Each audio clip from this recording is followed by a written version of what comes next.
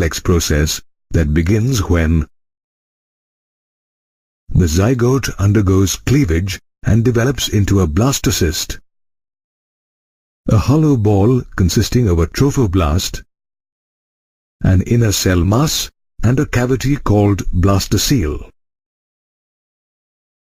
As the trophoblast grows outwards and penetrates the endometrial lining of the uterus, the blastocyst, with a developing embryo, gets implanted in the uterus and pregnancy is initiated. After implantation, the trophoblast grows further, which causes the blastocyst to sink in and get covered by the cells of the uterus. As the blastocyst sinks further into the uterus, finger-like projections called chorionic villi start appearing on the trophoblast. As the chorionic villi grow further, they interlock with uterine tissues to form the placenta, a structural and functional unit between the developing embryo and maternal body. Interestingly, when the placenta begins to form, the inner cell mass moves downwards and differentiates to form an embryonic disc consisting of 3 germ layers: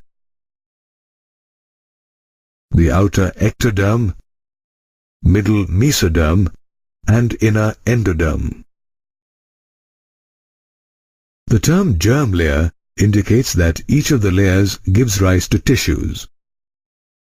The ectoderm, for instance, gives rise to the nervous system and the skin, whereas the mesoderm develops into muscles and organs such as the heart and kidneys,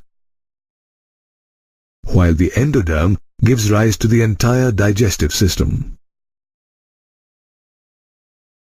Did you know that apart from the 3 germ layers, the embryonic disc also contains certain cells called stem cells, which have the ability to give rise to all the tissues and organs present in the human body?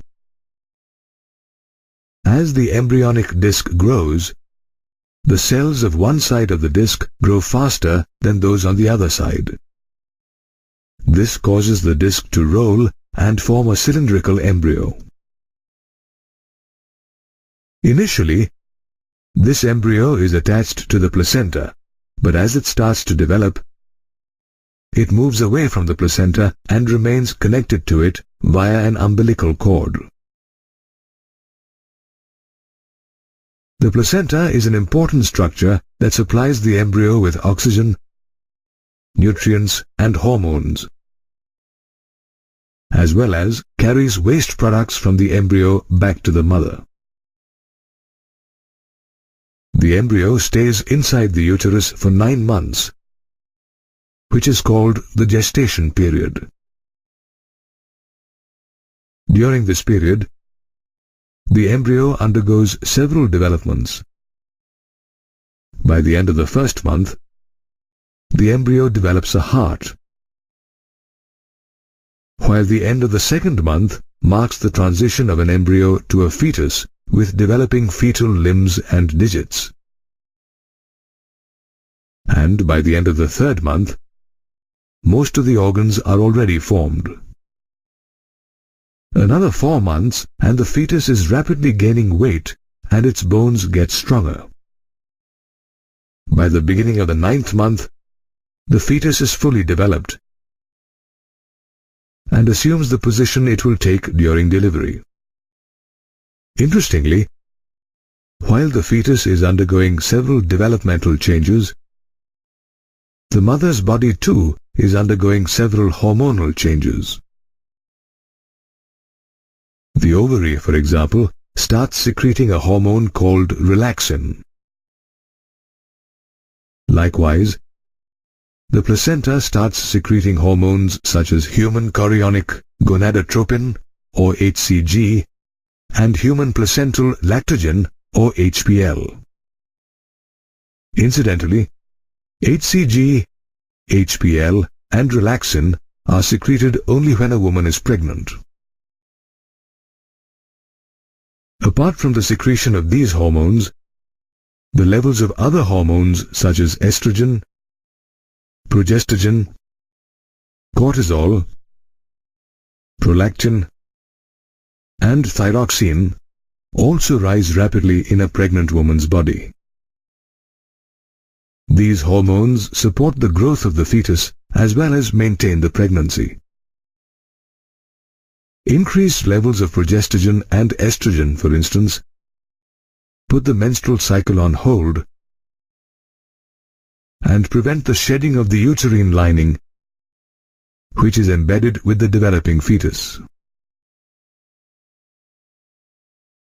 Hormonal changes also cause the cells of the mother's mammary glands to differentiate, resulting in these glands producing milk by a process called lactation towards the end of pregnancy.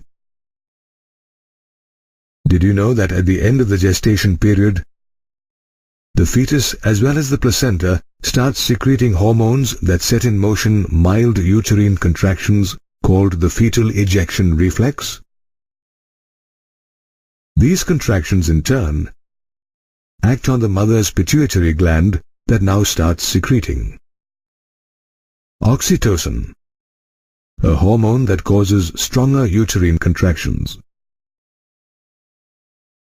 The simultaneous uterine contractions and oxytocin release makes the contractions stronger with every passing minute and ultimately results in the expulsion of the baby from the mother's uterus. This process of delivery of the fetus is called parturition. Immediately after the birth of the baby, the placenta is expelled from the uterus.